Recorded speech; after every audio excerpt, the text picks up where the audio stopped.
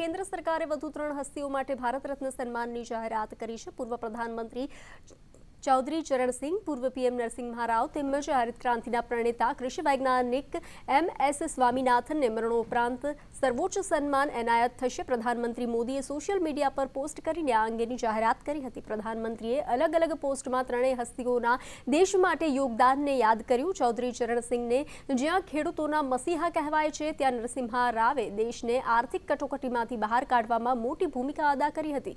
દેશને ખાદ્ય અનાજના ઉત્પાદનમાં આત્મનિર્ભર બનાવવાનો શ્રેય એમ.એસ. સ્વામીનાથનને જાય છે। આ જ કારણે તેમને કૃષિ ક્રાંતિના જનક કહેવામાં આવે છે। અગાઉ બિહારના પૂર્વ મુખ્યમંત્રી કર્પૂરી ઠાકુર અને પૂર્વ નાયબ પ્રધાનમંત્રી એલ.કે. અડવાણીને ભારત રત્નની જાહેરાત કરવામાં આવી હતી।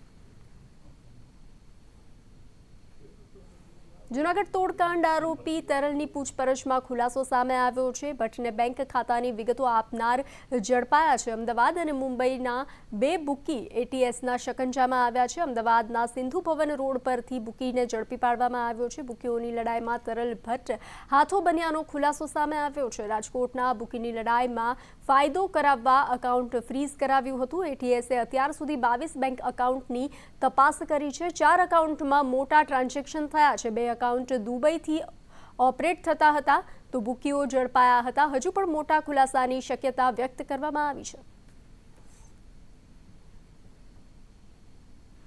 કચ્છમાં નર્મદાના પાણીને લઈ કિસાન સંઘનો વિરોધ સામે આવ્યો છે। નર્મદા લાવો, કચ્છ બચાવોના નારા સાથે ખેડૂતોનો વિરોધ સામે આવ્યો છે। સભા અને રેલી યોજી કલેક્ટરને આવેદનપત્ર પાઠવવામાં આવ્યું હતું। નર્મદા કેનાલનું કામ છેલ્લા ઘણા સમયથી ટલ્લે ચડ્યું છે। કેનાલનું કામ ઝડપથી પૂરું કરવામાં આવે તેવી ખેડૂતોની માંગ ઉઠી છે।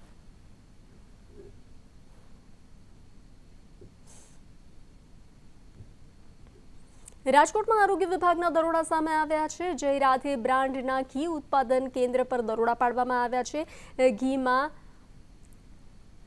સનફ્લાવર ઓઇલનો 134 લીટરનો જથ્થો સીઝ કરવામાં આવ્યો છે। 30 કિલો લૂઝ ઘીનો જથ્થો જપ્ત કરવામાં આવ્યો છે। આરોગ્ય વિભાગે જથ્થો જપ્ત કરી પરીક્ષણ અર્થે નમૂના મોકલવામાં આવ્યા છે।